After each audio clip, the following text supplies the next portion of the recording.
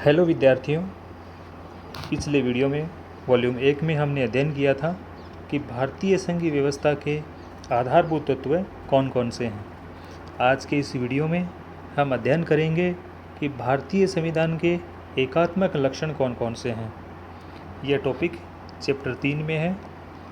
कई बार आपकी बोर्ड परीक्षा में 1 या 2 अंक के प्रश्न इस टॉपिक में से पूछे जाते हैं और कई बार 4 अंक का एक प्रश्न भी आता है। तो आइए इस टॉपिक का अध्ययन करते हैं।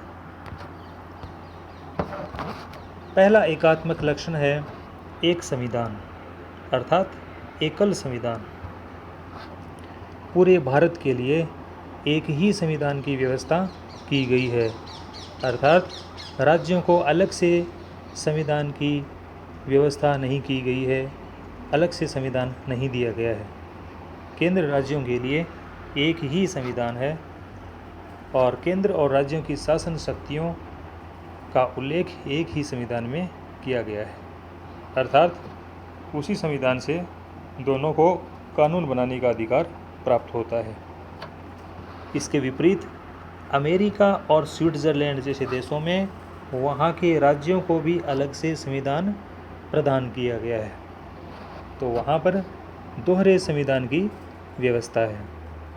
और भारतीय एकल संविधान एकात्मक लक्षण को प्रदर्शित करता है।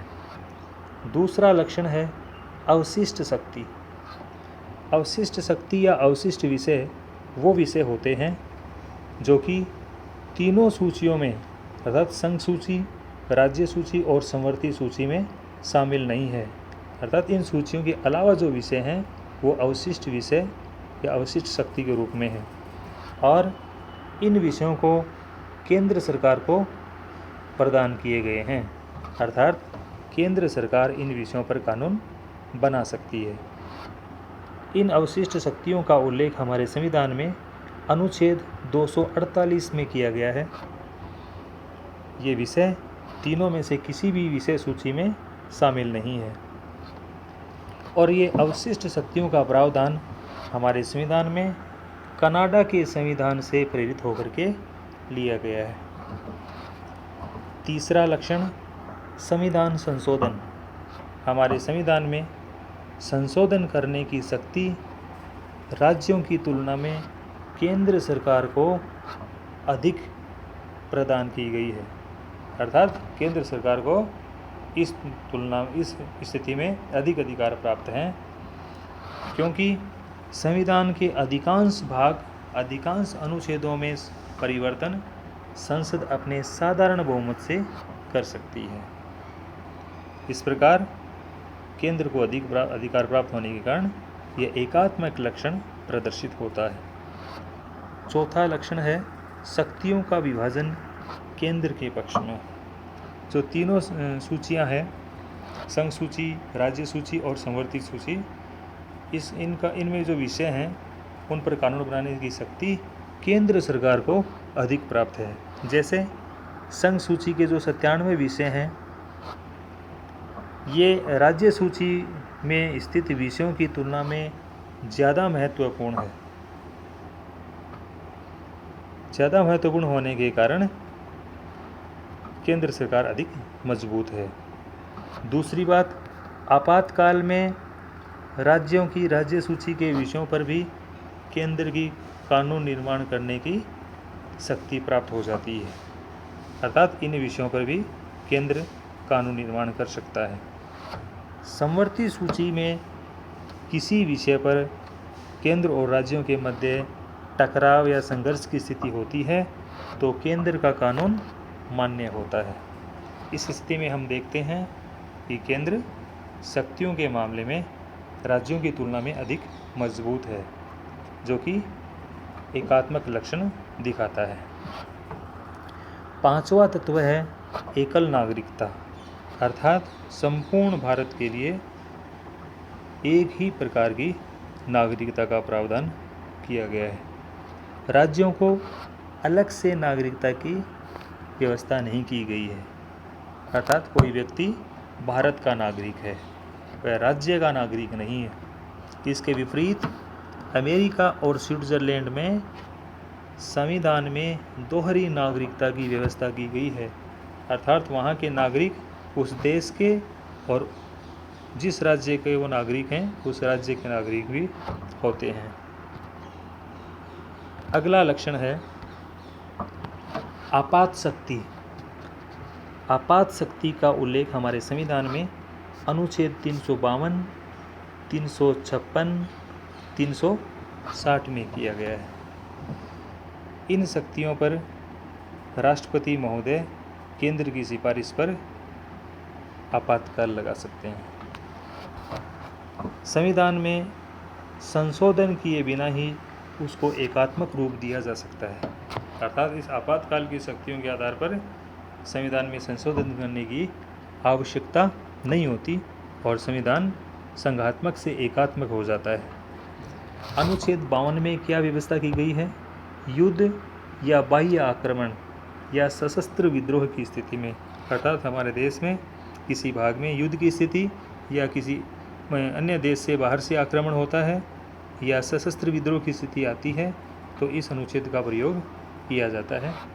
अनुच्छेद 356, अनुच्छेद 356 उस स्थिति में लगाया जाता है किसी राज्य में जिसे ऐसे आभास हो जाता है या आशंका होती है कि उस राज्य का शासन संविधान के नियमों के अनुसार नहीं चलाया जा रहा।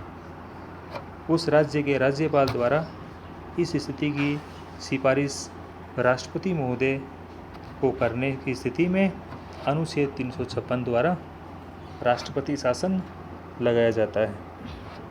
अनुच्छेद 360 भारत या उसके किसी भाग की वित्तीय स्थिरता अगर संकट में हो तो अनुच्छेद 360 का प्रयोग करके आपातकाल लगाया जाता है। भारत की साख पर संकट हो, भारतीय आर्थिक व्यवस्था गड़बड़ा जाती है, ऐसी गंभीर स्थिति आ जाती है अर्थव्यवस्था में तो अनुच्छेद 360 का प्रयोग किया जाता है। तो इन आपात शक्तियों में भारतीय संविधान एकात्मक हो जाता है और केंद्र अधिक मजबूत हो जाता है। 7वां लक्षण है राज्यसभा में राज्यों का असमान प्रतिनिधित्व है। भारतीय संसद के 2 सदन हैं, राज्यसभा उच्च सदन और लोकसभा निम्न सदन। राज्यसभा राज्यों का सदन है, अर्थात राज्यों से सदस्य राज्यसभा में आते हैं और भारत में राज्यसभा राज्यों से जो सदस्य आते हैं यानी राज्यसभा की जो सीट है वो हर राज्य की अलग अलग सीटें हैं, एक समान प्रतिनिधित्व नहीं है। और प्रतिनिधित्व जनसंख्या के आधार पर किया गया है कि जिस राज्य की जनसंख्या जितनी अधिक है उस राज्य से उतनी ही ज़्यादा राज्यसभा की सीट होगी। तो ये स्थिति संघात्मक प्रणाली के सिद्धांतों के विरुद्ध है जो कि एकात्मक लक्षण को प्रदर्शित करती है। जबकि अमेरिका की जो सीनेट है जिसमें 100 सदस्य हैं, उच्च सदन जो है सीनेट, इसके अंतर्गत 100 सदस्य हैं और उनमें जो प्रतिनिधित्व है सदस्यों का वो समानता के आधार पर किया गया, अर्थात अमेरिका के 50 राज्य और सभी राज्यों से 2-2 सीनेट की 2-2 सीटें होती है। इसका मतलब है वहाँ जनसंख्या के आधार पर नहीं होकर समानता के आधार पर प्रतिनिधित्व किया गया है, जो वहाँ संघात्मक लक्षण को दर्शाता है, जबकि भारत में एकात्मकता को प्रदर्शित करता है। राज्यसभा का ये असमान प्रतिनिधित्व है। 8वां लक्षण है प्रारंभिक बातों में एकरूपता। समस्त देश के लिए एक ही प्रकार के दीवानी और फौजदारी कानूनी प्रावधान किए गए हैं, अर्थात राज्यों में अलग प्रकार से कानूनी और फौजदारी प्रावधान नहीं है, संपूर्ण देश के लिए एक ही प्रकार की व्यवस्था की गई है। इसी के साथ संपूर्ण भारत के लिए एक ही चुनाव आयोग है जो चुनाव करवाता है। लोकसभा और विधानसभाओं के वो एक ही चुनाव आयोग है। अगली बात यह है कि अखिल भारतीय सेवाएं, civil services, IAS, IRS, IPS जैसी जो सेवाएं हैं, तो अखिल भारतीय सेवाओं के अधिकारियों की नियुक्ति केंद्र सरकार करती है और वो राज्यों में कार्यरत होते हैं, जबकि इनकी नियुक्ति करती है केंद्र सरकार। इस आधार पर ऐसा दर्शित होता है कि संविधान एकात्मकता की ओर झुका हुआ दिखाई देता है। अगला लक्षण है एकल संगठित न्याय व्यवस्था, अर्थात हमारे देश में संविधान में एकल न्याय व्यवस्था का उल्लेख किया गया है, अर्थात भारत का प्रत्येक न्यायालय सर्वोच्च न्यायालय के अधीन कार्यरत है, के अधीन काम करता है। राज्यों के विरुद्ध सर्वोच्च न्यायालय में अपील का प्रावधान किया गया है, यानी राज्यों के विरुद्ध सर्वोच्च न्यायालय में अपील की जा सकती है। एकल संगठित उच्च न्यायालय प्रणाली इस एकात्मक लक्षण को दर्शाती है, अर्थात न्यायिक व्यवस्था राज्यों को अलग से प्रदान नहीं की गई है, संपूर्ण भारत के लिए एक ही प्रकार की न्यायिक व्यवस्था है जो एकात्मक लक्षण को प्रदर्शित करती है। अगला पॉइंट है राज्यों को पृथक होने का अधिकार नहीं है। भारतीय संघ से किसी भी राज्य को अपना अलग अस्तित्व रखने का अधिकार नहीं है, क्योंकि भारतीय संघवाद एक बड़ी राजनीतिक इकाई को शासन की कार्य कुशलता की दृष्टि से छोटी छोटी इकाइयों में बांटा गया है, इसलिए अलग होने का अधिकार नहीं है। यह स्पष्ट रूप से हमारे संविधान में उल्लेख किया गया है।